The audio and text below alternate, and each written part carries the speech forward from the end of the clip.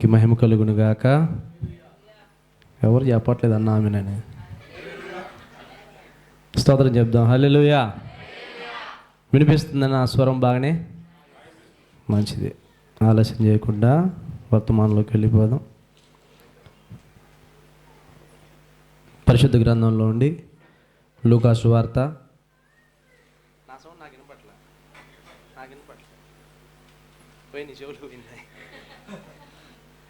లూకా సువార్త 10వ అధ్యాయం 7వ వచనం. ఏదన్నా అడ్జస్ట్ చేయాలా?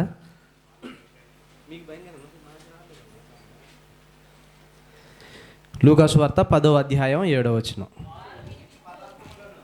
వారు మీకు ఇచ్చు పదార్థములను తినుచు త్రాగుచు ఆ ఇంట్లోనే ఉండుడి, పనివాడు తన జీతమునకు పాత్రుడు. ఈ మాట తీసుకుందాం. పనివాడు తన జీతానికి, యాక్చువల్గా అక్కడైతే సేవకుల గురించి రాయబడిన మాట, కానీ మనం మాత్రం ఈ ఒక మాట, పనివాడు తన జీతానికి పాత్రుడు అనే అంశాన్ని ధ్యానం చేసుకున్నాం. ధ్యానం చేసుకునే పోయి ముందు చిన్న ప్రార్థన చేస్తాను. కళ్ళు మూసుకున్నాను.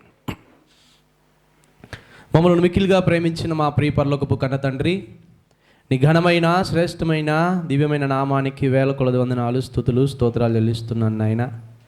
నిన్న నేడు నిరంతరము ఏకరీతిగా ఉన్న తండ్రి, మార్పు లేని మా దేవా, నీకు కోట్ల కొలది స్తోత్రాలు చెల్లిస్తున్నాను. నిజముగా ఈ దినాన్ని చూడలేక ఎందరో గొప్పవారు, ఘనులు, అందచందాలు కలిగిన వారు, ఐశ్వర్యవంతులు, బలవంతులు అయ్యా మృతులై కాలగర్భంలో కలిసిపోయినప్పటికీ ఏ యోగ్యత అర్హత లేనటువంటి అల్పుణ్ణి, అభాగ్యునటువంటి నన్ను మీరు ప్రేమించి సజీవ లెక్కలో నిలవబెట్టి, సజీవ దేవుడైన మిమ్మల్ని ఆరాధించడానికి, మిమ్మల్ని స్తుతించడానికి, మీకు మొరపెట్టుకోవడానికి, మీ పిల్లలందరితో కలిసి నాయన ఇటు రీతిగా ప్రార్థన చేయడానికి మీరు ఇచ్చిన గొప్ప ధన్యతను బట్టి మీకు వందనాలు, స్తోత్రాలు చెల్లిస్తున్నాను.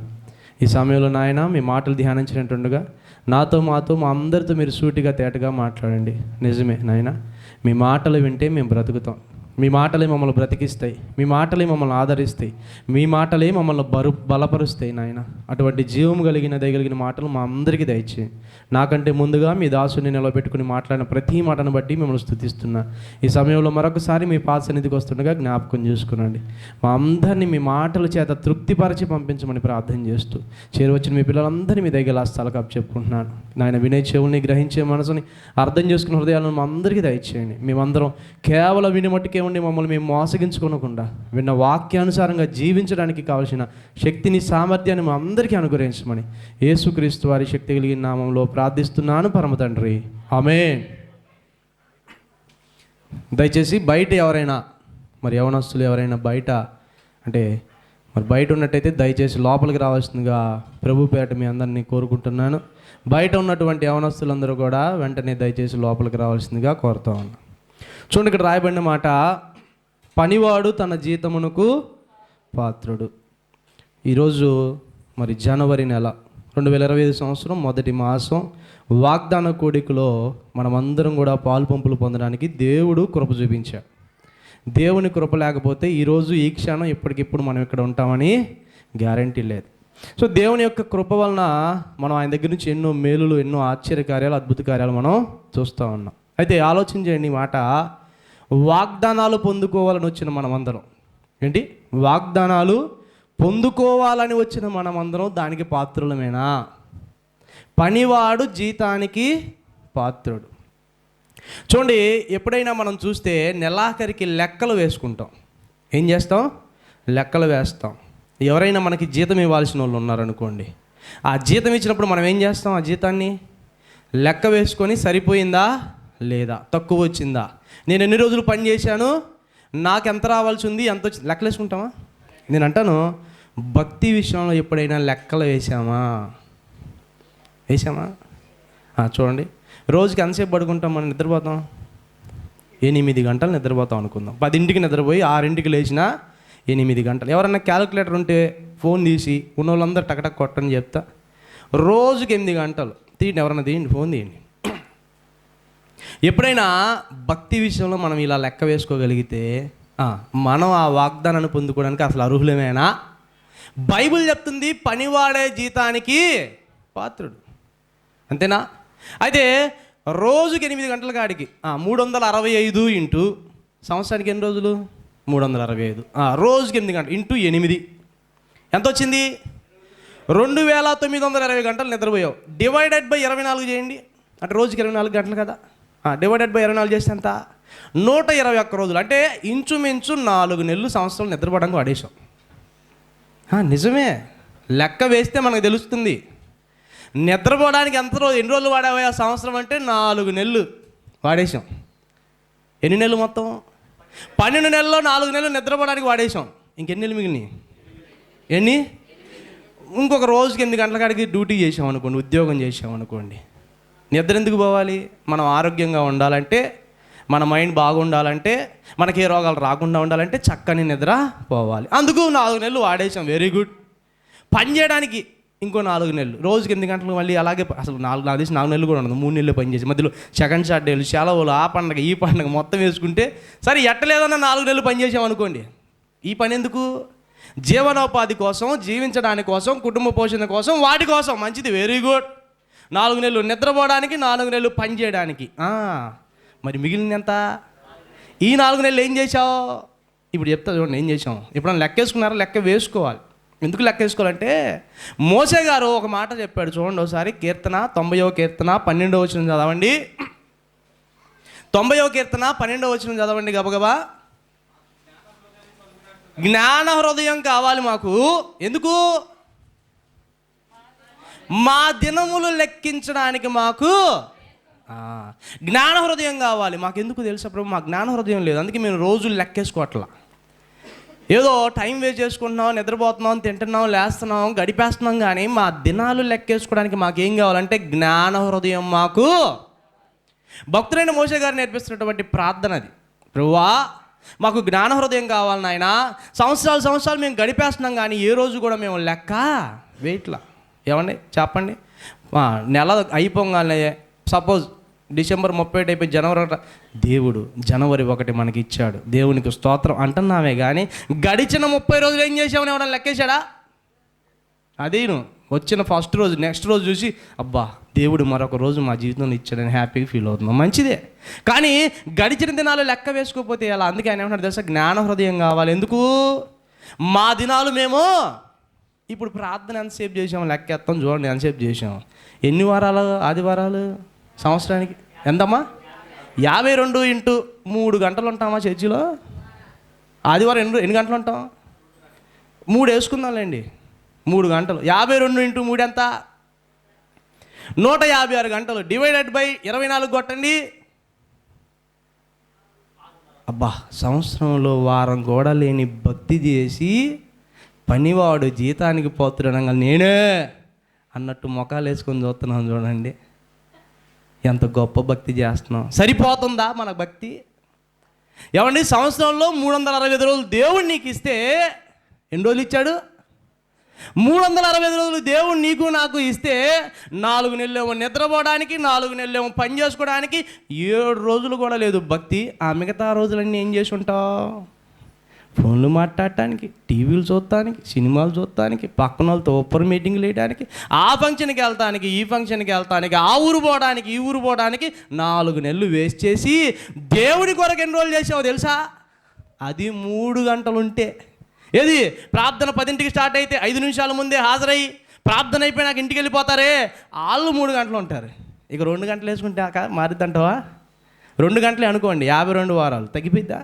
అంటే వారం కూడా భక్తి చేయవు కానీ నీకేం నెరవేరాలి? ఏమో నేను అంటాను, జోన్స్ని సంవత్సరం మొత్తం వారం రోజులు స్కూల్కి పంపించి పాస్ చేయి అంటే పాస్ చేస్తాడా? చేయడని మీ అందరికీ తెలుసండి. శివా నీ దగ్గరికి వచ్చే పనులు వారం రోజులు పనిచేసి నెల జీతం ఇవేంది అంటే ఇస్తావా? అయ్యో వారం రోజులు పని చేస్తే జీతం రాదు, వారం రోజులు పని చేస్తే స్కూల్ పాస్ చేయరు, వారం రోజులు పని చేస్తే వారం రోజులు కాలేజీకి వెళ్తే కాలేజీ పాస్గా అవుతామా? ఏమో మీరు ఎవరన్నా వారం రోజులు పనిచేసి జీతం ఎందుకు ఇవ్వ అంటావా? అనవు. కానీ ఇక్కడికి మాత్రం 6.5 రోజులు భక్తి చేసి ఈ 6.5 రోజుల్లోనే ప్రార్థన, స్తుతి, ఆరాధన, పాటలు, వాక్యం వినటం, వాక్యం చదవటం అన్నీ ఈ 6.5 రోజులే. అబ్బా ఎంత భక్తి పరులమండి మనం. ఎప్పుడన్నా లెక్కేసామా? అందుకే దేవుని వాక్యం చెప్తుంది, ప్రభువా నాకు జ్ఞాన హృదయం కావాలి, నేను నా దినాలు లెక్క వేసుకోవట్లేదు నాయన. లెక్క వేసుకోక నేనేమనుకున్నా అంటే జీతమే వాగ్దానం నెరవేర్చు అంటే ఎట్లా నెరవేరుద్ది? అవునా కాదన్న? పనివాడే జీతానికి పాత్రుడు, బైబిల్ చెప్తున్న మాట. మరి మన భక్తి ఏంటి? సంవత్సరంలో 365 రోజులు 1% అని ఉందా? మనందరికీ తెలుసు దశభాగం దేవునికి ఇవ్వాలి కదా. దశభాగం ఒకవేళ దేవునికి ఇస్తే అప్పుడు ఎంత ఉండాలా? రోజుకు 2.5 గంటలు భక్తి చేయాలి రోజుకి. అంటే కనీసం 36 రోజులైనా రావాలి. నెల రోజులైనా ఉందా? ఏమండి, ఆ ఉపవాస ప్రార్థన ఏదో కూడికి ఆ కూడికి ఇప్పుడు మొత్తం మీద వేసుకుని 15 రోజులని చేస్తామంటారా? సంవత్సరం మొత్తం మీద. ఈ భక్తి జీవితం రేపు నిన్ను పరలోకానికి తీసుకెళ్ళిద్దా? ఈ సంవత్సరానికి 7 రోజుల భక్తి నీకు దీవెనిచ్చిద్దా? ఆలోచన చేయండి. నిద్రపోవడానికి 4 నెలల, పని చేయడానికి 4 నెలల, తినటానికి, మాట్లాడటానికి, ఓపెన్ మీటింగ్లకి, వాటికి వీటికి అసలు ఏం చేస్తుంటారు మిగతా 4 నెలలు? మీరు ఎప్పుడైనా ఆలోచించుకోండి. 4 నెలలు పని చేశారు, 4 నెలలు నిద్రపోయారు, వారం రోజులు చర్చికి వచ్చారు, మరి మిగతా ఏమైనాయి? ఇంకా 300 నెలలు పైన ఉన్నాయి కదా, ఏం చేసి ఉంటారు? వృధా చేశారు. బైబిల్ ఏం చెప్తుంది తెలుసా?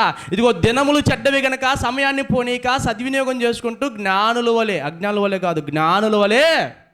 నేను అంటాను, ఎవరైతే సమయాన్ని సద్వినియోగం చేసుకుని ఆ టైంలో ప్రార్థన చేస్తారో, సమయం దొరికినప్పుడల్లా దేవుని పనిలో ఉంటారో వాళ్ళు జ్ఞానులు. టైం వేస్ట్ చేసే వాళ్ళని ఏమంటారు? మీరు చెప్పండి, నేను అనలేను ఆ మాట. అజ్ఞానులా? మీలో ఎవరికైనా బోరు కొడుతుంది అనిపించిందా?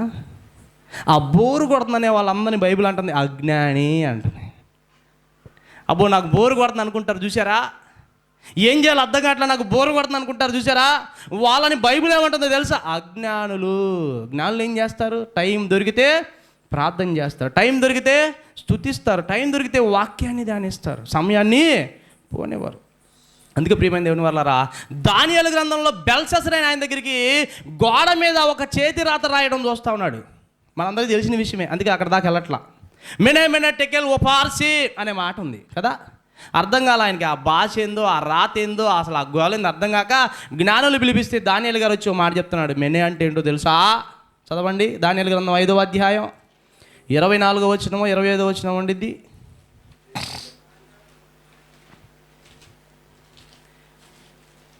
దానియేలు గ్రంథం 5వ అధ్యాయం 25వ వచనం, 25.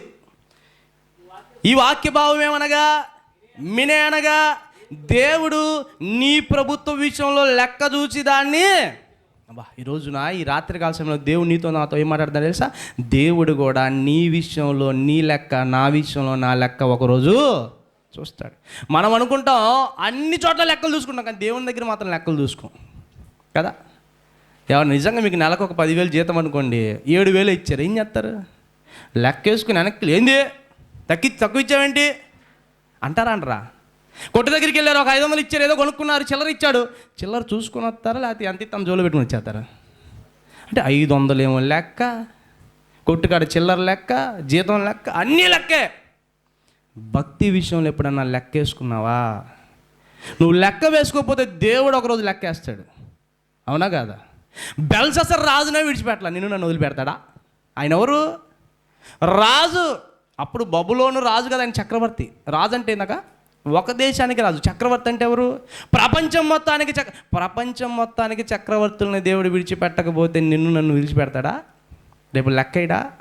లెక్కేసి అంటున్నాడు. తర్వాత టెకేల్ అనగా తక్కెట్లు వేస్తాడు. రేపు తక్కెట్లు వేసినప్పుడు నువ్వు నీ భక్తి తగ్గిందనుకో, ఎట్లా వెళ్తావు పరలోకానికి?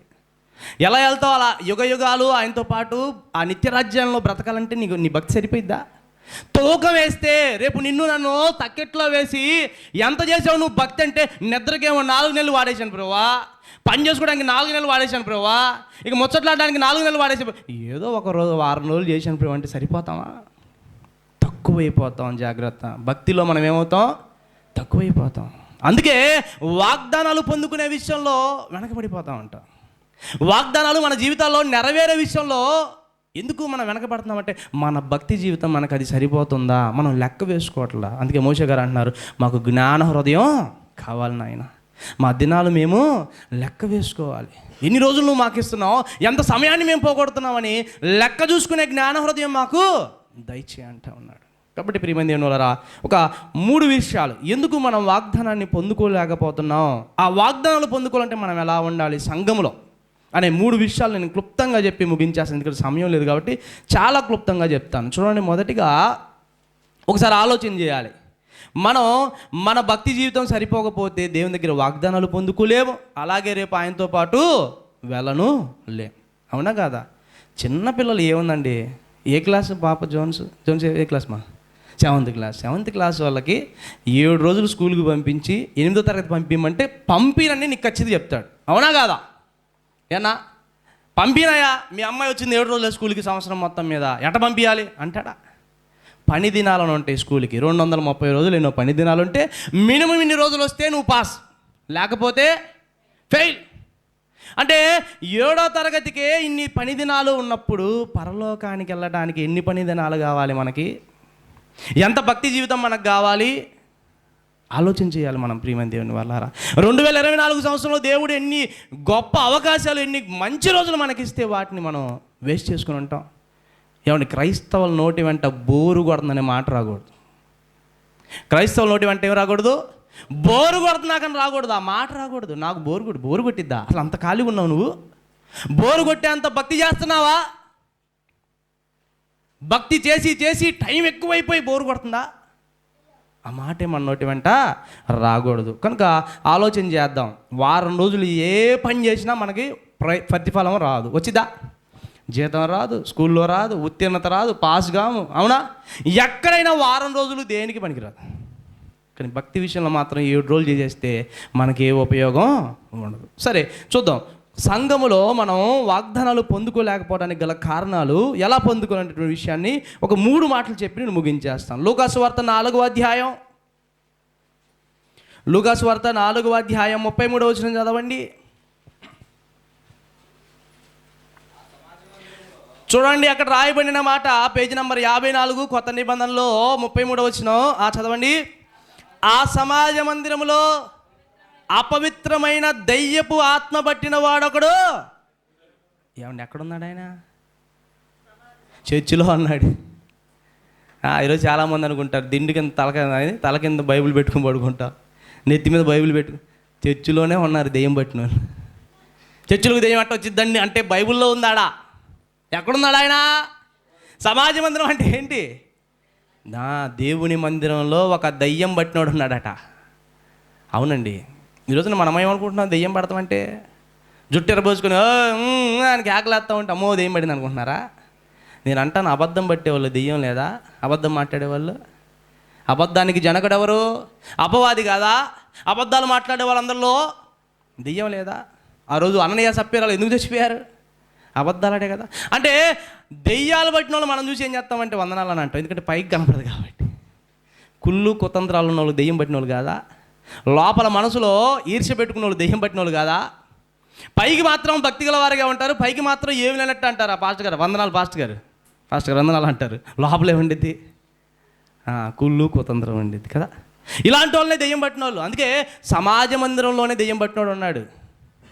చర్చిలోకి ఎట్టొస్తారంటే వచ్చాడు, చర్చిలోకి వచ్చాడు. చదవండి ఏం జరుగుతుందో అక్కడ. ఆ సమాజ మందిరంలో అపవిత్రమైన దెయ్యపు ఆత్మ పట్టిన వాడు ఒకడు ఉండెను. వాడు నజరేయుడు అయిన యేసు, మాతో నీకేమి, మమ్ము నశింపజేయవచ్చితివా? నీవెవడవో నేను ఎరుగుదును, నీవు దేవుని పరిశుద్ధుడు అని బిగ్గరగా. ఏమని ఈ వ్యక్తి ఏం చేస్తాడంటే రోజు చర్చికి వస్తాడు, వెళ్తున్నాడు. దెయ్యం పట్టింది, ఏడకొస్తున్నాడు? చర్చికి వస్తాడు, పోతాడు. పక్కన వాళ్ళకి ఎవరికి అర్థం కావట్లా. యేసుక్రీస్తు వారు వచ్చి నాకు అప్పుడు బయటపడి అంటున్నాడు, నీ ఎందుకు వచ్చావు మా చర్చిలోకి? మేమేదో మా పని చేసుకుంటున్నాగా, ఎందుకు వచ్చావు మా చర్చిలోకి? మాతో నీకేంది అని కేకలు వేస్తా ఉన్నాడు. అప్పుడు ఆయన చెప్తున్న మాట చదవండి. అందుకు యేసు, ఊరకుండుము, ఇతనిని వదిలిపోమ్మని దానిని గద్దింపగా దెయ్యము వారి మధ్యను పడద్రోసి వానికి ఏ హానియు చేయక. స్తోత్రం చెప్దామా? 2 చేతులు పైకెత్తి చెప్దామా? అవునండి. అపవిత్రాత్మ ఎందుకు పట్టిద్దో తెలుసా? ఏదో ఒక హాని చేయాలని వాడి ప్లాన్. ఏదో ఒక హాని, తనను తాను గాయపరచుకోవటమా, లేకపోతే పక్కన వాళ్ళకి హాని చేయటమా, ఇదే వాడి ప్లాన్. కానీ యేసుక్రీస్తు వారు వచ్చినాక ఏం చేసిందట అపవిత్రాత్మ? ఏ హాని చెయ్యక వాడినట్టగా అలా విడిచిపెట్టకపోతే ఏం చేస్తాడు? వాడు గాయపరచుకుంటా, లేకపోతే పక్కన వాళ్ళని కొడతాడు. దెయ్యం పట్టినట్టు చేసే పని ఏంది? అన్నాడు కొట్టుకుంటాడు, అతనికి ఏదో చేసుకుంటాడు. లేకపోతే ఏం చేస్తాడు? ఈరోజు నేను అంటాను, నీకు నువ్వు హాని చేసుకుంటున్నావు కదా చాలాసార్లు, చేతులు చెల్లుంటే ఇచ్చిరి కొడతావు. ఏందది? హాని కాదా? అప్పట్లో అంటే పెద్ద గాజు బెంక్ తీసుకుని చేతికి కోసుకునేవాడు. ఇప్పుడు ఏం చేస్తారు? చేతులు ఏది ఉంటే అది తీసి ఇచ్చిరి కొడితే అది నీకు నువ్వు హాని చేసుకోవటం కాదా? పక్కన వాళ్ళని ఎట్టపడితే అట్ట మాట్లాడితే మాటలతో హాని చేయటం కాదా? పక్కన వాళ్ళు కొడితే వాళ్ళని హాని చేయటం కాదా? అంటే మనమేమనుకున్నామంటే అప్పుడెప్పుడో దెయ్యం పట్టిన ఆ సందర్భాలు గుర్తేసుకుని, దెయ్యం అంటే ఇదే కదా, అమ్మ మాలో లేదులే, మేమంతా దేవుని పిల్లలు అనుకుంటున్నాం. నాకు తెలిసి అంతమంది ఉంటారు మళ్ళీ దెయ్యం పిల్లలు. ఎవరైనా ఒప్పుకుంటారా? ఇంకోసారి నన్ను రానిస్తారా వాక్యం చెప్పడానికి? ఎవడీడు మమ్మల్ని దెయ్యం పట్టాడు అంటున్నాడు. కానీ తెలియక మనం ఆ దెయ్యపు లక్షణాలు మనలోనే ఉంచుకొని చర్చి కంటిన్యూ అవుతున్నాం. అర్థం చేసుకోవాలి ఆ మాట. సమాజ మందిరంలో అపవిత్రాత్మ పట్టినోడు ఒకటి ఏం చేస్తున్నాడంటే రోజు చర్చికి వస్తున్నాడు మనలాగే, కానీ వాళ్ళలో ఉన్న దెయ్యాన్ని వదిలించుకోకుండా రోజు చర్చికి వచ్చి పోతా ఉన్నాడు. కానీ యేసుక్రీస్తు వారు మాట్లాడినప్పుడు అప్పుడు బయటకు వచ్చాడు.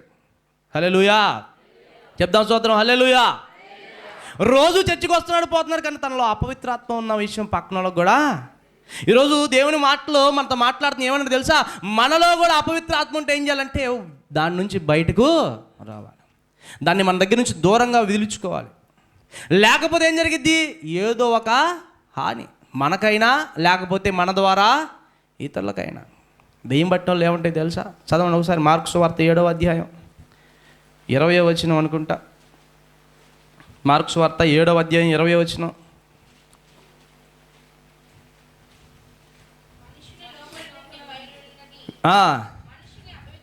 అపవిత్రాత్మ పడితే మనిషి కూడా ఏమవుతాడు? అపవిత్రుడు అయిపోతాడు. ఏంటంటే అవి లోపల నుండి, అనగా మనుషుల హృదయంలో నుండి దురాలోచనలు, జారత్వములు, దొంగతనములు, నరహత్యలు, వ్యభిచారములు, లోభములు, చెడుతనము, కృత్రిమములు, కామ వికారమును, మత్సరమును, దేవదూషణయు, అహంభావమును, అవివేకమును వచ్చును. ఈ చెడ్డవన్నీ లోపల నుండే బయలు వెళ్ళి మనుషుని అపవిత్రాత్మ పట్టిన వాళ్ళు ఇవి ఉంటాయి. జుట్టు ఎరబోసుకొని కేకలేసి ఎరికేకలు పెట్టి అటు ఇటు తిరగటం కాదు. ఇప్పుడు అప్డేట్ అయినాయి అపవిత్రాత్మలు. వర్షన్ 3.0 దెయ్యాల్లో కూడా అప్డేషన్ ఉంది. అప్పట్లో ఏం చేస్తాయి దెయ్యాలు? కింద పడి దొరలటం, పాములాగా డాన్స్ చేయటం. అప్పుడు ఓల్డ్. ఇప్పుడు వాళ్ళు కూడా అప్డేట్ అయ్యారు. అప్డేట్ అయ్యి ఏం చేస్తున్నారు? ఈ మనుషుల హృదయంలో నుంచే వాడి కార్యాలు క్రియలు చేస్తూ ఉన్నాయి. కాబట్టి ఎందుకు నువ్వు వాగ్దానం పొందుకోలేకపోతున్నావు? ఎందుకు వాగ్దానం ఆలస్యం అవుతుందంటే ఆ అపవిత్రాత్మకు నువ్వు ఇంకా చోటిస్తున్నావేమో తెలియకనే. నేను అంటాను తెలిసి తెలియక కదా. కొన్నిసార్లు నీ మనసులోంచి ఇదిగో హాని చేసుకునేటువంటి ఆ స్వభావం నీలో వస్తుందేమో. నిన్ను నువ్వు గాయపరచుకోవడం, నిన్ను నువ్వు నిందించుకోవడం, నిన్ను నువ్వు శపించుకోవడం. నా బతికింతే, నేను ఎప్పుడు ఇంతే. ఇదంతా ఏంటి? నిన్ను నువ్వు హాని చేసుకోవడమే. హాని అంటే గుర్తుపెట్టుకుని మళ్ళీ హాని అంటే ఏదో దెబ్బలు తగిలించుకోవడం అనుకుంటున్నారేమో. కాదు. మాటలతో నిన్ను గాయపరచుకోవటం, మాటలతో ఇతరులను గాయపరచడం.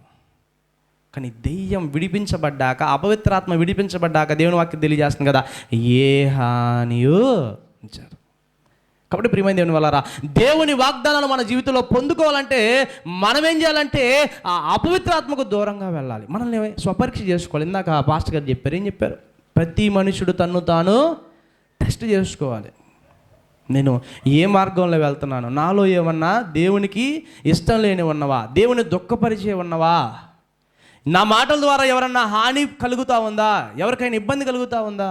నన్ను నేనే చెప్పించుకుంటున్నానా? నన్ను నేనే చాలామంది ఎందుకు లేరండి చర్చికి వచ్చి చాలామంది ఉన్నారు కదా, ఏమంటారు? నా బతుకు అంతా ఇంతే, నేనెప్పుడు ఇంతే అలా అంటాడా? క్రైస్తవుడు ఏం మాట్లాడు తెలుసా?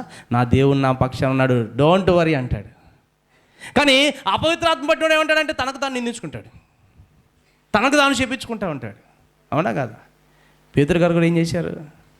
కొన్ని క్షణాల్లో నువ్వెవరో నాకు తెలియదని తనను తాను చెప్పించుకుంటాడంట. నాశనం అయిపోతే బాబు నేడికెందుకు వచ్చాను రా బాబు అన్నాడట. తనను తాను చెప్పించుకునేటువంటి ఆ స్వభావం ఎవరిది? దెయ్యానిదే, అపవిత్రాత్మది. కాబట్టి సమాజ మందిరంలో అనగా చర్చిలో వచ్చే వాళ్ళలో ఇలాంటి ఆ ఆలోచనలు, ఇలాంటి ఆ కార్యాలు ఉన్న వారు ఏం చేయాలంటే వాటి నుంచి బయటకు రావాలి. దేవుని వాక్యం ద్వారా వాటి నుంచి బయటకు వస్తే బైబిల్ చెప్తుంది కదా, ఏ హాని జరగకపోవడం కూడా వాగ్దానమే. అవును కదా? నీ ఏ తెగులు నీ గుడారము సమీపం. ఏ హాని నీకు జరగదంటే ఏంటది? వాగ్దానం. అవును, 2024 సంవత్సరాలు ఆ వాగ్దానం నెరవేర్చబడింది కాబట్టి ఇప్పటికి కూడా ఏ హాని కలగకుండా మనం చక్కగా దేవుని మందిరంలో ఉంటున్నాం. కాబట్టి దేవుని వాగ్దానం అంటే ఏంటంటే ఏ హాని మనకు తగలకపోవడం, ఈ హాని మన దగ్గరికి రావడం. రెండో మాట చూడండి, 6వ అధ్యాయం లోకాసు వార్త, అన్నీ కూడా అక్కడే ఉంటాయి, లోకాసు వార్తలోనే ఉంటాయి. లోకాసు వార్త 6వ అధ్యాయము 6వ వచనం చదువుదాం. మరి యొక్క విశ్రాంతి దినమున యాడికి వెళ్ళాడు? మళ్ళీ చర్చిలోకి వెళ్ళాడు. సమాజ మందిరంలోనికి వెళ్ళి బోధించుచున్నప్పుడు అక్కడ ఊచ కుడి చెయ్యగలవాడొకడు, ఎవరంటారు ఈయన? నా వైపు చూడండి అమ్మ కొద్ది నిమిషాలు. ఊచ చెయ్యి అంటే ఎట్లా ఉండిద్ది అంటారా? చెయ్యి పని చేయకపోవడమే కదా, అంతేనా? అంటే ఒక చెయ్యి పని చేస్తుంది, ఇంకో చెయ్యి, అందులో స్పష్టంగా కుడి చెయ్యి అని రాశాడు. కుడి చెయ్యి కదా, కుడి చెయ్యి పని చేయట్లా. ఈ కుడి చెయ్యి పని చేయనోడు ఎక్కడ కూర్చున్నాడు తెలుసా? చదవండి కింద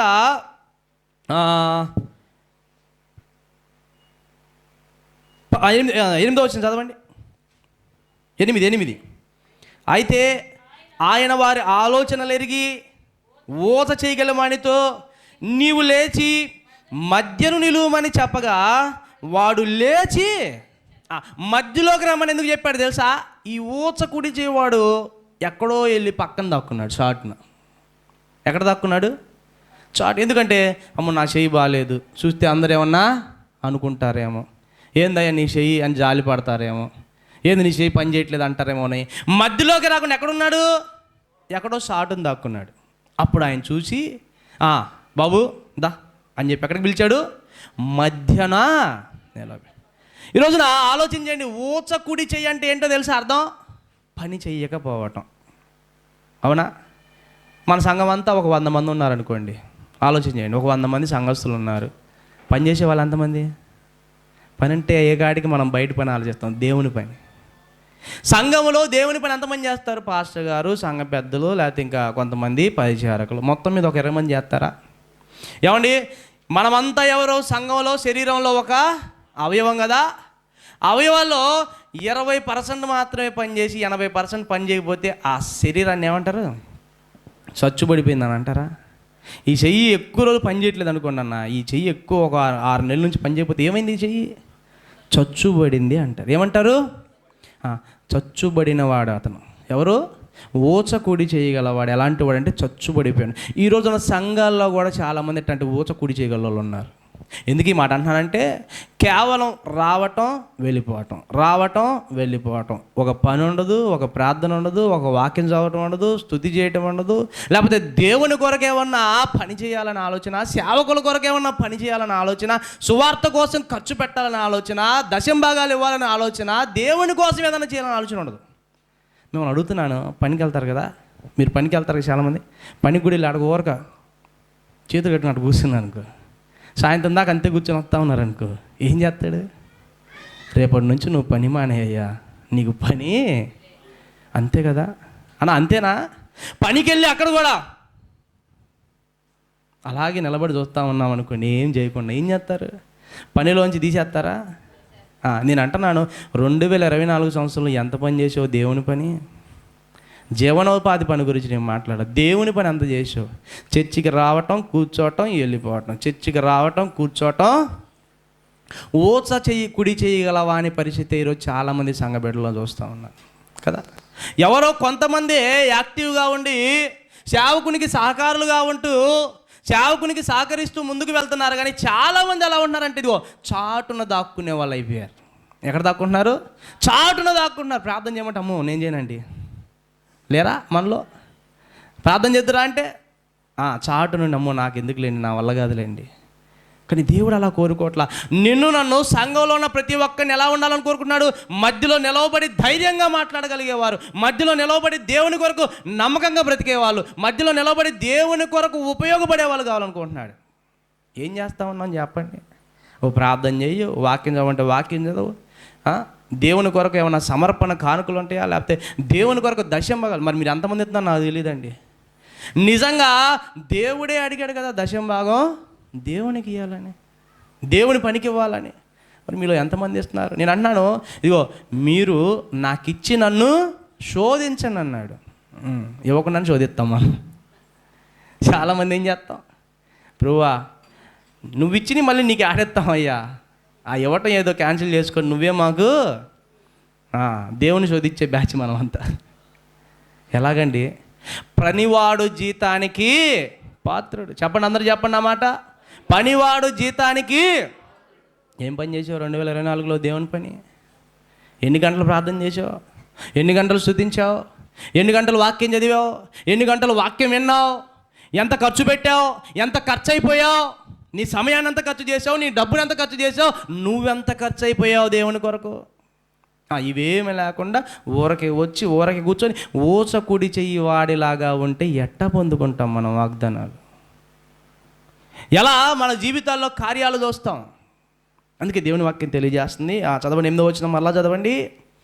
అయితే ఆయన వారి ఆలోచనలు ఎరిగి ఊచ చెయ్యగల వానితో నీవు లేచి మధ్యన నిలువమని చెప్పగా వాడు లేచి నిలిచాను. తర్వాత చదవండి, కింద 10వ వచనం చదవండి. వారిని అందరినీ చుట్టూ కలియచూచి నీ చెయ్యి చాపమని వానితో చెప్పాను. వాడు అలాగూ చేయగానే వాని చెయ్య. స్తోత్రం చెప్దామా? బిగ్గరగా స్తోత్రం చెప్దామా? ఈరోజు దేవుని వాక్యం నీతో నాతో మాట్లాడుతుంది కదా. ఇదిగో నువ్వు కూడా సంఘంలో పని చేయని దేవుడు చెప్పగానే అలాగూ చేస్తే మనం కూడా ఏమవుతాం? బాగుపడతాం. వాడు అలాగున చేయగానే వాని చెయ్యి. మరి దేవుడు చెప్పినట్టుగా ఆయన పనిలో నువ్వు వాడబడకపోతే, ఆయన చెప్పిన ఆ పని నువ్వు చెయ్యకపోతే ఎలా బాగుపడతాం? ఎలాగా మనం గొప్ప కార్యాలు చూస్తాం? ఆలోచన చేయండి. సమాజ మందిరంలో ఉన్నటువంటి వ్యక్తి అయితే బయట వ్యక్తి కాదు, సంఘంలో ఉన్న వ్యక్తే, సంఘ సభ్యుడే. సంఘ సభ్యులు బాగుపడాలంటే ఏం చేయాలి? ఆయన చెప్పినది చెయ్యాలి, ఆయన పని చేయాలి. ఏమని మీరు చెప్పండి? నేను అంతకుముందు కూడా చెప్పామంట. నిజంగా దేవుని కోసం ఎంత ఖర్చు పెడతాం? 2024లో మీకోసం ఎంత ఖర్చు పెట్టుంటారు చెప్పండి? మీరు ఒకరోజు మీరు రెస్టారెంట్కి వెళ్తే పెట్టే ఖర్చు నాకు తెలిసి సంవత్సరం అంతా పెట్టేసి ఉంటారు. అర్థం కాలేదు కదా ఈ మాట? ఒకరోజు రెస్టారెంట్లోకి వెళ్ళినప్పుడు మీరు చేసే ఖర్చు సంవత్సరం 52 వారాలకు మొత్తం కలిపి అదే ఇచ్చి ఉంటారు అంట. నేను అంతకంటే ఎక్కువ ఇచ్చుంటే దేవుడు మిమ్మల్ని దీవించును గాక. కాదు అంతకంటే తక్కువ ఇచ్చున్నా అంటే మీ అందరికీ దేవుడి నామంలో వందనాలు. ఒకరోజు రెస్టారెంట్కి ఏమన్నా ఈరోజు బిర్యానీ అంతా 350 రూపాయలు, 400, 450 రూపాయలు, ముగ్గురు మనుషులు వెళ్తే 1500, 2000. మరి 52 ఆదివారాలు కలుపుకుంటే అంత వేసుంటావా? ఆలోచన చేయండి ఒక్కసారి. లెక్క వేసుకోవాలి అందరు. ఎందుకు? దేవుని వాక్యం చెప్తుంది, ప్రభువా మేము లెక్క వేయడానికి మాకు జ్ఞాన హృదయం. దేవుడేమో నెల నెలా నిన్ను పోషిస్తూ, ప్రతిదినం నిన్ను పోషిస్తూ, ప్రతిరోజు నీకు ఏదో ఒక మేలు చేస్తా నిన్ను తృప్తిపరుస్తావంటే నువ్వు దేవుని కోసం ఎంత ఇచ్చావు? లెక్కేసుకున్నావు ఎప్పుడైనా? ఈ సంవత్సరం లెక్కేసుకోండి సార్. 2024లో ప్రతి ఆదివారం నేను ఎంత కానుక దేవునికి హృదయపూర్వకంగా ఇచ్చానని తెలిస్తే ఆ డిసెంబర్ 31కి మీ హృదయం ఏందో తెలిసిద్ది. అవునంటారు కాదంటారు? హోటల్కి వెళ్ళి రెస్టారెంట్కి వెళ్ళి అంతా అయిపోయినా తీసుకో టిప్పు అని ఒక 20-30 ఇస్తాం స్టైల్గా. అవునా కాదా? ఆడు అడిగాడు నేను టిప్పు ఇవ్వపోయినా ఏమనుకుంటే తిట్టుకుంటాడు. కానీ మనం ఏం చేస్తాం? వాళ్ళు చూస్తున్నారు, వీళ్ళు చూస్తున్నారు, ఇదిగో అని ఒక 20 ఇచ్చి పెద్ద. అవునా కాదా? ఇవ్వకుండా వస్తారా? ఇవ్వకుండా వస్తే వాడు తిట్టుకుంటాడు. మరి సంవత్సరం అంతా దేవునికి అందిస్తున్నావు నువ్వు.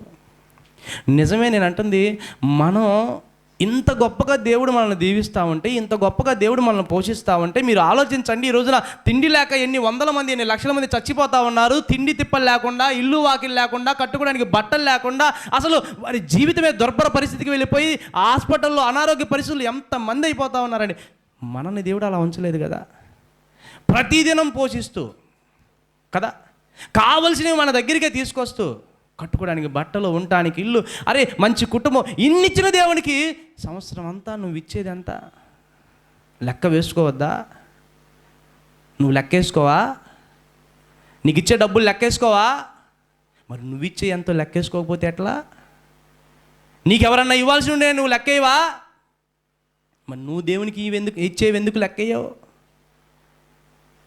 ఎప్పుడు ఇస్తాం దశమ భాగాలు? ఎప్పుడు ఇస్తాం దేవునికి ఇవ్వాల్సిన హృదయపూర్వక కానుకలు? దేవుడు చెప్పింది చెప్పినట్టు చేస్తే నువ్వు బాగుపడతావు. నేను చెప్తున్న మాట కాదు, దేవుని మాట. చెప్పండి, చదవండి ఆ మాట లాస్ట్లో. వాడు ఎలాగూ చేశాడు? యేసుక్రీస్తు ప్రభువారు ఏదైతే చెప్పాడో అది అలాగ చేశాడు. అప్పుడు వాడు బాగుపడ్డాడు. స్తోత్రం, హల్లెలూయా. చెప్పండి బిగ్గరగా హల్లెలూయా. డబ్బులు ఇవ్వమంటే అల్లులే గట్టిగా అట్ట చేస్తాం పాస్టర్ గారు. దేవుడు మిమ్మల్ని దీవించడు కాకండి చెప్తారా? ఎస్, దేవుడు మిమ్మల్ని దీవించాలని చెప్తున్నాం. దేవుడు మిమ్మల్ని దీవించాలనే ఈ మాటలు చెప్తున్నాం. వాడు అలాగున చేయగానే ఏమయ్యాడు? బాగుపడ్డాడు. నేను అంటాను 2024 నువ్వు ఎలా బ్రతికావో నాకు తెలియదు, కానీ కనీసం ఇప్పటి నుంచి నేను లెక్కేసుకో. ఏం పని చేశాను, ఎంత ప్రార్థన చేశాను, ఎంత వాక్యం చదివాను, ఎంత భక్తి చేశాను, ఎంత దేవుని కొరకు ఖర్చు పెట్టాను, ఇవన్నీ నువ్వు లెక్క వేసుకోకపోతే రేపు నువ్వు జీతానికి పాత్రుడు కాలేవు. నీ బ్రతుకులో వాగ్దానాలు నెరవేర్చాలంటే, నీ జీవితంలో దీవెనలు పొందుకోవాలంటే నువ్వు పాత్రుడు కాలేవు. లెక్క వేసుకోవాలి. మోషే గారండి లక్షల మందిని నడిపించిన ఆయన ప్రార్థన ఏం చేస్తున్నాడు తెలుసా? లక్షల మందిని నడిపించిన ఆయన ప్రార్థన ఏం చేస్తున్నాడు? దేవా మాకు జ్ఞాన హృదయం దయచే, మా దినాలు మేము లెక్కేసుకోవాలి నాయన. నువ్వు మాకు ఎంత మేలు చేసావో లెక్కేసుకోవాలి, నువ్వు మాకు ఎంత ఇస్తున్నావో లెక్కేసుకోవాలి, మేము ఎలా బ్రతుకుతున్నామో లెక్కేసుకోవాలి, మా భక్తి ఎలా ఉందో లెక్కేసుకోవాలి, మా ప్రార్థనా జీవితం ఎలా ఉందో లెక్కేసుకోవాలి. మీరు చెప్పండి, బాప్తిజం పొందినప్పుడు, మారుమనసు పొందినప్పుడు మీరు అందరూ ఎంతసేపు చేశారు ప్రార్థన? ఇప్పుడు ఎంతసేపు చేస్తున్నావు? అప్పుడు ఎంతసేపు చదివే వాక్యం? ఇప్పుడు ఎంతసేపు చదువుతున్నావు? అందుకే మోషే గారు నేర్పిస్తున్నటువంటి మాట, మనందరం కూడా లెక్క వేసుకోపోతే ఓచ కుడి చెయ్యగలవానిగా మిగిలిపోతాం. సంఘంలో అలా ఉంటాం దేవునికి ఇష్టం లేదు. ఈ శరీరం ఎవరిది? సంఘం అనే శరీరం ఎవరిది? క్రీస్తుది కదా. ఆయన విలువ పెట్టిన కొనిబడిన రక్తంతో కొనబడిన సంఘం కదా. మరి ఆ సంఘంలో ఒక శరీరంలో ఒక పార్ట్ పని చేయబోతే ఎంత బాధపడతామండి. మీరు చెప్పండి, పక్షవాతం వచ్చిన వాళ్ళు ఆ కాలు తీసి అలా పెట్టలేకపోతున్నప్పుడు వాళ్ళ బాధ చెప్పగలమా? వాళ్ళు ఏడుస్తారు కదా, అయ్యో నా కాలు పని చేయట్లేదు, ఈ కాలు పని చేయక ఎంత ఇబ్బంది పడుతున్నాను. మీరు చూడండి, అసలు ఈ ఊచకుడి అంటే తినటానికి కూడా లేదండి కదా. అందులో లోతుగా మనం ఆలోచన చేస్తే ఈ కుడి చేయి అంటే ఏంటి? ఏ పని చేయాలన్నా ఈ చెయ్యి పని చేయకపోతే అతని పరిస్థితి ఏంటి? అందుకే చాటున దాక్కున్నాడు. ఈరోజున చాటుకుండే బ్రతుకులు కాదు మనకి మనల్ని కోరుకునే దేవుడు. మనం మధ్యలో నిలబడాలి, దేవుని కొరకు నమ్మకంగా నిలబడే వాళ్ళుగా ఉండాలి. అదే దేవుడు మన దగ్గర నుంచి కోరుకునేది. కాబట్టి మన జీవితాలు ఎలా ఉంటున్నాయి ఒకసారి ఆలోచన చేద్దాం. ఇక చివరిగా ఒక మాట చూపించి నేను ముగించడానికి ఇష్టపడతా ఉన్నాను. చూడండి, లూకాసు వార్త 13వ అధ్యాయము 10వ వచనం చదవండి. విశ్రాంతి దినమున మళ్ళీ ఎక్కడికి వెళ్ళాడు? చర్చిలోకే. అందుకే ఈరోజు అంత చర్చి గురించి తీసుకున్నా. విశ్రాంతి దినమున మళ్ళీ ఆయన ఎక్కడికి వెళ్ళాడు? ఒక సమాజ మందిరంలోకి వెళ్ళాడు. అక్కడ బోధిస్తున్నాడు. అప్పుడు ఏమైంది? 18 సంవత్సరాల నుండి బలహీనపరిచే దెయ్యం పట్టిన ఒక స్త్రీ అచ్చట. ఆమె కూడా రోజు చర్చికి పోతుంది. ఎన్ని సంవత్సరాల నుంచి? 18 సంవత్సరాలు. సీనియారిటీ మీకంటే ఎక్కువ, పెద్ద ఆవిడే. ఏమైంది ఆమెకి? చదవండి. నడుము వంగిపోయి ఎంత మాత్రమునో చక్కగా నిలవలేకపోతుంది. స్థిరత్వం లేని జీవితం అన్నమాట. కాసేపు దేవుడు, కాసేపు లోకం. బలహీన పరిచయం ఏం చేస్తుంది? చక్కగా నిలబడకుండా చేస్తుంది. ఎక్కడుందామా? చర్చిలో ఉంది. ఎన్ని సంవత్సరాల నుంచి అటాకి? 18 సంవత్సరాల నుంచి ఆ దెయ్యం ఏం చేస్తుందంటే బలహీనపరుస్తుంది. చర్చికి వచ్చినటువంటి ఆమె సరిగ్గా నిలబడలేకపోతుందంట. నడుము వంగిపోయి ఏమైంది ఆమెకి? చక్కగా.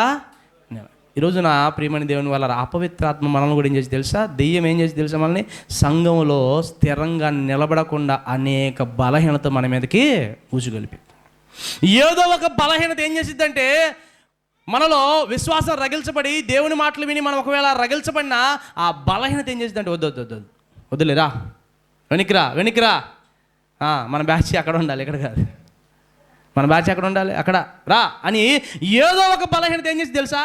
వెనక్కి లాగుతూ ఉంటుంది. చదవండి అన్నమాట, మళ్ళీ చదవండి. 11వ వచనం. 18 ఏళ్ల నుండి బలహీనపరుచు దెయ్యము పట్టిన ఒక స్త్రీ అచ్చట ఉండెను. ఆమె నడుము వంగిపోయి ఎంత మాత్రమును చక్కగా. ఈరోజు దేవుని వాక్యం అంతా మాట్లాడుతుంది. నిలబడగలుగుతున్నామా? విశ్వాసంలో స్థిరులుగా నిలబడగలుగుతున్నామా? ఈ భక్తి జీవితంలో స్థిరులుగా నిలబడగలుగుతున్నామా? సంఘములో దేవుడు మనకిచ్చిన పనిలో నిలబడగలుగుతున్నామా? సంఘములో దేవుడు మనకిచ్చిన ఆ పాత్రలో మనం నిలబడగలుగుతున్నామా? చూడండి ప్రియమైన దేవుని వల్ల అబ్బా పలానోడు భలే చేస్తాడండి పని, ఎక్సలెంట్ అంటూ ఉంటారు కదా. మరి సంఘములో నీ పని ఏంటి? సంఘంలో నీ పాత్ర ఏంటి? నిలబడగలుగుతున్నామా? లేదా ఈమెలాగే బలహీన పడుతూ వంగిపోయి సరిగ్గా నిలబడలేని స్థితిలో ఉంటున్నామా? ఆలోచన చేయండి. ఎవరామా? సంఘపేటే సంఘస్థిరాలు ఏమో కూడా వెలుపల ఉన్నాము కాదామా? ఎవరామా? సంఘము లోపల ఉన్నామా. కానీ 18 సంవత్సరాల నుంచి బలహీనత ఆమెను ఏం చేస్తుంది? వెంటాడుతూ ఉంది. ఈ రోజున దేవుని దగ్గర నమ్మకంగా నిలబడకుండా నిన్ను ఏదో బలహీనత ఒకవేళ వెంటాడుతూ ఉండొచ్చు. దేవుని దగ్గర ఆ విశ్వాస జీవితంలో స్థిరంగా నిలబడకుండా నిన్ను ఏదో ఒక బలహీనత వెంటపడి తరుముతూ ఉండొచ్చు. కానీ దేవుని వాక్యం చెప్తా ఉంది. చదవండి. యేసు ఆమెను చూసి రమ్మని పిలిచి, అమ్మా నీ బలహీనత నుండి విడుదల పొంది ఉన్నావని ఆమెతో చెప్పి ఆమె మీద చేతులుంచగానే ఆమె చక్కగా నిలబడి దేవుణ్ణి మహిమపరిచెను. గట్టిగా చప్పట్లు కొట్టి దేవుని స్తుతిద్దాం. గట్టిగా చప్పట్లు కొడదాం. హల్లెలూయా చెప్దాం బిగ్గరగా, హల్లెలూయా. ఆయన మాట వింటే చక్కగా నిలబడతాం. ప్రైజ్ ద లార్డ్, హల్లెలూయా. చూడండి, నువ్వు చక్కగా నిలబడాలంటే ఏం చేయాలి తెలుసా?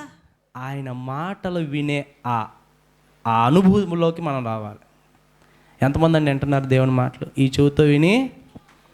అమ్మా ఎవరికైనా మొన్న ఆదివారం ఏం వాక్యం చెప్పారు గుర్తుందా అంటే ఏం చెప్తారు? ఎంతమంది చెప్తారు? పోయిన ఆదివారం ఏం మెసేజ్ చెప్పారు? ఏ అంశం చెప్పారు? ఏ రెఫరెన్స్ చెప్పారు? అదే 5 సంవత్సరాల క్రితం గొడవ గురించి చెప్పు.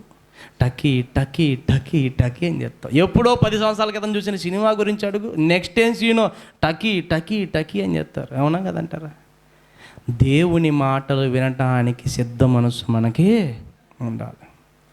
ఆమె ఏం చేసిందంటే బలహీన పడుతూ 18 సంవత్సరాల నుంచి వంగిపోయిన, అబ్బా ఎంత కష్టం చూడండి. వంగిపోయినటువంటి మామూలు విషయమా? ఏమంటే చిన్న కాలుకు ముళ్ళు గుచ్చుకుంటేనో దెబ్బ తగులుతూనో మనం నడవడానికి ఎంత ఇబ్బంది పడతాం. ఈమె 18 సంవత్సరాల నుంచి ఆ నడుమంతా వంగిపోయి, ఒక మాటలో చెప్పండి గూనేగా గూను వచ్చిందండి. గూను వచ్చి అలా బాడీ అంతా వంగిపోయి 18 ఏళ్ళ నుంచి అంత కష్టపడుతుందండి. ఆమెలో ఉన్నటువంటి ఆ విశ్వాసం ఏం తెలుసా? నా యేసయ్య చెప్పిన మాట విని నేను బాగుపడాలి. హల్లెలూయా. ఈరోజు బాగుపడాలంటే, చక్కగా దేవుని మందిరంలో నిలబడాలంటే నువ్వేం చేయాలి తెలుసా? వాళ్ళ మాటలు వీళ్ళ మాటలు కాదు. ఎవరి మాట వినాలి? యేసయ్య మాట వినాలి. హల్లెలూయా చెప్పండి. 2 చేతులు ఎత్తి బిగ్గరగా స్తోత్రం చెప్దాం. హల్లెలూయా. ఏంటంటే ఏమనిందని చూడండి. ఏమన్నాడు ఆయన? యేసు ఆమెను చూచి రమ్మని. ఏమన్నా ఆల్రెడీ ఆమె ఏంది? వంగిపోయింది, నడవలేదు కదా, నడవలేక పాపం కష్టపడుతుంది. కానీ ఆయన ఏమంటున్నాడు? రా అంటున్నాడు. ఆమె ఏం చేసింది అంటేనే ఆయన రమ్మనగానే వెళ్ళి అక్కడ, ప్రభువా నా వల్ల కాదయ్యా, వాళ్ళ నడు వంగిపోయింది ముసలిదాన్ని, నువ్వే నా దగ్గర రాయా అనిందా? ఆయన రమ్మనగానే వెంటనే ఏం చేసింది? వంగిపోయిన స్థితిలోనే ఆయన దగ్గరికి వెళ్ళింది. ఆయన చెప్పిన మాట చెప్పినట్టుగా చేయటం వలన, వినటం వలన వెంటనే తన జీవితంలో గొప్ప కార్యాన్ని చూసింది. హల్లెలూయా. కాబట్టి ఆయన చెప్పిన మాట మనం వినగలగాలి. సేవకుల ద్వారా ఆయన మాట్లాడుతున్నప్పుడు, దేవుడు తన దాసులను నిలవబెట్టుకుని మాట్లాడుతున్నప్పుడు ఆ మాటలకు లోబడే స్వభావం మనలో ఉండాలి. ఇది దేవుని మాట, నాతో మాట్లాడుతున్నాడు, నా గురించి అట అనుకోలు. కానీ పాస్టర్ గారు ఈరోజు నా గురించి చెప్పాడు, ఎంత ధైర్యం అనుకోకూడదు. నా గురించే దేవుడు మాట్లాడాడు, తన దాసుని నిలబెట్టుకుని ఈరోజు నా గురించే మాట్లాడాడు. నేను మార్చుకోవాలంటే మార్చుకోవాలి, సరి చేసుకోవాలంటే సరి చేసుకోవాలి, ఇదిగో ఎలా అభివృద్ధి పొందాలని అలా గనక మనం ఆలోచించగలిగితే దేవుని వాక్యం తెలియజేస్తుంది, నువ్వు చక్కగా నిలబడతావు. అంతకుముందు ఎలా ఉండేదామా? ఎంత మాత్రమును చక్కగా నిలబడలేదు. ఎప్పుడైతే యేసయ్య మాట వింటం మొదలుపెట్టిందో ఏం చేస్తుందటవా? చక్కగా నిలబడి. చివరి మాట చదవండి, 13 వచనం. ఆమె మీద చేతులు ఉంచగానే ఆమె చక్కగా నిలబడి ఇంకో పని చేసింది. ఏం చేసింది? దేవుణ్ణి మహిమపరిచింది. ఈ రోజున మన జీవితాల్లో కూడా ఆయన కార్యాలు పొందుకున్నాక మనం ఏం చేయాలి? దేవుని మహిమపరచాలి. దేవుని మహిమపరిచే వారిగా మనం ఉండాలి.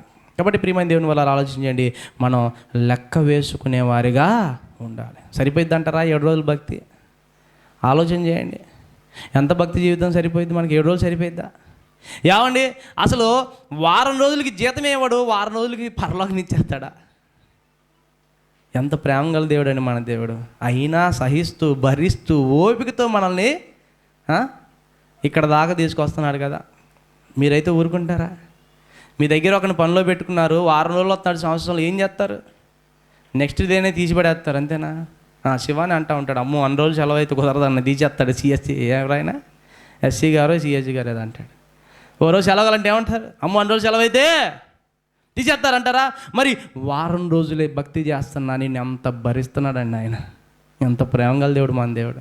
కాబట్టి ప్రియమైన దేవుని వల్ల మన భక్తి జీవితం మనకు సరిపోతుందా? వాగ్దానాలు పొందుకోవడానికి, దీవెనలు పొందుకోవడానికి, ఆయన దగ్గర జీతాన్ని పొందుకోవడానికి, రేపు ఆయనతో పాటు యుగయుగాలు సంతోషంగా బ్రతకడానికి మన భక్తి జీవితం మనకి సరిపోతుందా?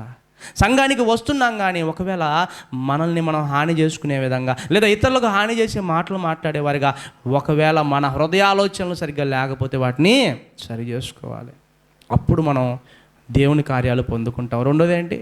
ఓచా కుడి చేయగలవాడు. సంఘానికి ఏదో వస్తున్నావు పోతున్నావు, నో యూజ్, ఉపయోగం లేదు. ఊరికే వచ్చిపోతే నీకు ఎవ్వరు జీతం ఇవ్వరు. ఏ పనులు అయినా సరే అక్కడికి వెళ్ళి ఏం చేయాలి? పని చేయాలి. ఊరకొచ్చి అటెండెన్స్ చేయించుకుంటే నీకు డబ్బులు జీతం రాదు. దేవుని మందిరంలో వచ్చి కూర్చున్నాను అయిపోయిందంటే కాదు. దేవునికి ఇచ్చిన పని ఏదైతే అది పరిచర్య కానివ్వండి, ఏ పని అయితే ఆ పనిలో నువ్వు కనుక వాడబడితే దేవుడు నీ జీవితంలో గొప్ప కార్యాలు చేస్తాడు. దేవుని పనికి ఉపయోగపడేలాగా, దేవుని పనికి అసలు మనం పుట్టించబడిందే దేవుని పనికి అన్న విధంగా మనం పని చేయగలిగితే దేవుని కార్యాలు మనం చూస్తాం. ఇక చివరిగా బలహీన పరిచేవారుగా, నడుము వంగిపోయి చక్కగా నిలబడలేని స్థితిలో ఉంటే మనం దేవుని కార్యాలు పొందలేం.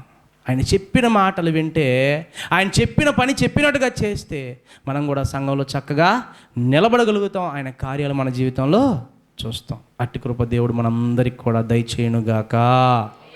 దేవుడు మన జీవితాల్లో ఆయన వాగ్దానాలన్నీ నెరవేర్చునుగాక. ఈ సంవత్సరం ఎన్నో గొప్ప కార్యాలు మన జీవితంలో చూచుదుముగాక. 2024లో ఆగిపోయిన ప్రతి కార్యము ఈ సంవత్సరం జరుగునుగాక. చిన్న ప్రార్థన చేద్దాం, కళ్ళు మూసుకోనండి. చిన్న ప్రార్థన చేస్తాను, కళ్ళు మూసుకోండి. అందరూ కూడా చిన్న ప్రార్థన చేయండి. ఒక్క నిమిషం చిన్న ప్రార్థన చేద్దామా? నిజంగా నా భక్తి జీవితం సరిపోతుందా? ఒక పరీక్ష. ఒక్కసారి స్వరాలు విప్పి దేవుని అడుగుదామా? అయ్యా నన్ను క్షమించిన ఆయన, ఇన్ని రోజులు ఏదో భక్తి చేశానంటే చేశాను కానీ నన్ను నేను ఎప్పుడు పరీక్షించుకోలేకపోయానయ్యా. ఒక్కసారి ఆయన అడుగుదామా? ఆయన పాదాలు పట్టుకుని అడుగుదామా? ఇదిగో నిద్రపోవడానికి 4 నెలలు టైం వేస్ట్ చేశాను ఆయన. అయ్యా ఇదిగో జీవనోపాధి కోసం 4 నెలలు. అయ్యా అనవసరపు మాటలు, ముసలమ్మ ముచ్చట్లకి 4 నెలలు టైం వేస్ట్ చేశాను ఆయన. నిన్ను స్తుతించే విషయంలో అయితే, నీకు మొరపెట్టుకునే విషయంలో అయితే, నీ మాటలు ధ్యానించే విషయంలో అయితే నాయన సంవత్సరానికి 7 రోజులు కూడా లేదయ్యా నా భక్తి. ఏం భక్తి నాయన నా భక్తి, నన్ను క్షమించయ్యా. ఇకపై సమయాన్ని వేస్ట్ చేయండి నాయన. అయ్యా అజ్ఞానుల వలె నేను నడుచుకోను తండ్రి, జ్ఞానుల వలె సమయాన్ని పోనీక సద్వినియోగం చేసుకుంటానయ్యా. ఎన్నో గొప్ప అవకాశాలు నాకు ఇచ్చావు. ఇదిగో ఎంతోమంది గొప్పవారు 2024లో మరణించినప్పటికీ నేనైతే గొప్పవాడిని కాదు కానీ, నేనైతే ఏదో గనునని కాదు కానీ నాకు గొప్ప బహుమతిగా 2020 సంవత్సరాన్ని ఇచ్చావు నాయన. ఈ సంవత్సరం అయినా నీ కొరకు బ్రతుకుతానయ్యా. ఓచ కుడి చేయి వాళ్ళలాగా నేను ఉండను నాయన. నీ పనిలో నన్ను ఒక పాత్రగా వాడుకోండి అని చిన్న ప్రార్థన చేద్దామా? అయ్యా నన్ను ఒక సాధనంగా వాడుకోండి నాయన. నువ్వు అడిగితే దేవుడు నిన్ను ఒక గొప్ప పనిముట్టుగా వాడుకోబోతా ఉన్నాడు. మౌనంగా ఉండదు. ఒక చిన్న ప్రార్థన. అయ్యా ఈ 2025 సంవత్సరంలో నీ పనిలో నేను ఒక పాత్రగా వాడబడాలి, నీ సాధనంగా వాడబడాలి, నీ కోసం ఖర్చు అయిపోవాలి, నీ కోసం ఖర్చు పెట్టాలి నాయన. అయ్యా లోక సంబంధమైన వాటి కోసం ఖర్చు పెడుతున్నట్టుగా నీ పని కోసం ఖర్చు పెట్టలేకపోతున్నాను నాయన. సంవత్సరం అంతా నేను వేసిన కానుకలు లెక్క వేస్తే నిజంగా సిగ్గు వేయట్లేదా మనకి? అయ్యో ఇదిగో లోక సంబంధమైన వాటి కోసం ఎన్ని వేల రూపాయలు ఖర్చు పెడుతున్నాను, నీ పని కోసం అయితే ఎంత మరి తక్కువగా ఆలోచించానయ్యా. దయతో నన్ను క్షమించయ్యని చిన్న ప్రార్థన చేద్దామా? ఒకవేళ బలహీనపరిచేటువంటి ఏదైనా నన్ను వెంటాడుతూ ఉంటే వాటి నుంచి నన్ను విడిపించయ్యా. నీ పనిలో నిలబెట్టు తండ్రి, సంఘంలో నిలబెట్టు, విశ్వాసంలో నిలబెట్టని చిన్న ప్రార్థన చేద్దామా? సకల ఆశీర్వాదాలకు కారణభూతుడు అయిన మా తండ్రి, నీ ఘనమైన ప్రశస్తమైన నామానికి 1000 కొలది వందనాలు, స్తోత్రాలు నాయన. తండ్రి ఇంతవరకు మీరు మాట్లాడిన ప్రతి మాటను బట్టి మిమ్మల్ని స్తుతిస్తున్నా. అన్నిట్లో లెక్కలేసుకుంటాం నాయన. మేము అన్నిట్లో లెక్కలు చూసుకొని ముందుకు వెళ్తాం. కానీ అయ్యా మా భక్తి జీవితంలో మాత్రం లెక్క వేసుకోలేకపోయాం నాయన. ప్రార్థించే విషయంలో లెక్క వేసుకోలేకపోయాం నాయన. ఒకరోజు మీరు లెక్క చూస్తారని త్రాసులో మమ్మల్ని చూసినప్పుడు మా భక్తి తక్కువైతే మా పరిస్థితి ఏమవుతుందన్న విషయాన్ని మేము ఎందుకు ఆలోచించుకోలేకపోయాం. అయితే మమ్మల్ని క్షమించండి నాయన. ఇకపై సమయాన్ని పోనీయక సద్వినియోగం చేసుకుంటూ జ్ఞానుల్లాగా జీవించడానికి సహాయం దయచేయండి నాయన. అయ్యా ఇదిగో అపవిత్రాత్మ పట్టినవాడు సమాజ మందిరంలో అయ్యా తనను తాను హాని చేసుకుంటూ ఇతరులకు హాని చేసేవాడిగా ఉంటున్నాడు. అలాంటి స్వభావం అలా ఉంటే దయతో మమ్మల్ని మన్నించండి, దయతో మమ్మల్ని విడిపించండి తండ్రి. అయ్యా మీకు స్తోత్రాలు చెల్లిస్తున్నాను. ఏ హాని మాకు కలగకూడదు నాయన. అయ్యా మా సంఘంలో ఉన్న ఇగో ఈ బిడ్డలందరికీ ఏ హాని జరగకూడదు నాయన. సహాయము దయచేయండి అయ్యా. కుడి చేయగల వానిగా మేము ఉంటున్నామేమో తండ్రి. ఈరోజు వాక్యం ద్వారా మాతో మాట్లాడారు నాయన. ఏదో ఊరికే వచ్చి ఊరికే వెళ్ళిపోతా ఉన్నావు నాయన. మీ పనిలో వాడబడలేక, మీ పని కొరకు ఖర్చు అయిపోలేక, మీ పని కొరకు మా సమయాన్ని ధనాన్ని దేన్ని వాడక నామకార్థ భక్తి జీవితం చేసావు నాయన. దయతో మన్నించండి తండ్రి. నమ్మకమైన వారిగా నా తండ్రి అయ్యా, నమ్మకమైన పనిముట్లుగా మమ్మల్ని వాడుకోనండి నాయన. ఇదిగో బలహీనపరచు దెయ్యం 18 సంవత్సరాలు అయ్యా ఇదిగో ఎంత మాత్రం నిలబడకుండా చేస్తా వచ్చినప్పటికీ మీ మాట వినగానే చక్కగా నిలబడింది నాయన. చక్కగా నిలబడే జీవితాలు మాకు కావాలి. విశ్వాసంలో స్థిరులుగా నిలబడే జీవితాలు మాకు దయచేయండి. మీ వద్ద నుండి దీవెనలు పొందుకునే వారిగా, మీ వద్ద నుండి వాగ్దానాలు మా జీవితంలో నెరవేర్చుకునే వారిగా ఉండడానికి సహాయం దయచేయండి తండ్రి. మీ పిల్లలందరూ మీ మాటలు విన్నారు. అపవాది విన్న వాక్యాన్ని ఎత్తుకుని పోకున్నట్లు సహాయం దయచేయండి. మా జీవితాల్లో నీరు కట్టి ఫలింప చేయండి. 30 100 ఆశీర్వాదం అందరికీ దయచేయమని ప్రార్థన చేస్తున్నాను తండ్రి. ఎవరు ఏ అవసరంతో వచ్చారో మాకు తెలియదు కానీ నాయన, హృదయాంతరంగంలో ఎరిగిన గొప్ప దేవుడు నాయన. ప్రతి ఒక్కరి ఆలోచన మీరు సఫల పరుచుదురుగా కానీ ప్రార్థిస్తున్నాను. మీ కార్యాలు జరిగించి నాయనా మీ నామానికి మహిమ తెచ్చుకోనండి. ప్రత్యేకంగా ఈ సంఘాన్ని, సంఘ బిడ్డని, సంఘ కాపరి కానీ వారి కుటుంబాలను దీవించి ఆశ్రయించి మీ కృపలో వర్తింపజేసి బలపరిచి స్థిరులుగా నిలబెట్టమని యేసుక్రీస్తు వారి శక్తి కలిగిన నామంలో ప్రార్థించి వేడుకొని పొంది ఉన్నాము పరమ తండ్రి. ఆమేన్, ఆమేన్. ఇంతవరకు శ్రద్ధగా ఉన్న మీ అందరికి కూడా నా హృదయపూర్వక వందనాలు తెలియజేసుకుంటున్నాను. నన్ను ఆహ్వానించినటువంటి పాస్టర్ గారికి కూడా వందనాలు తెలియజేసుకున్నాను. Thank you.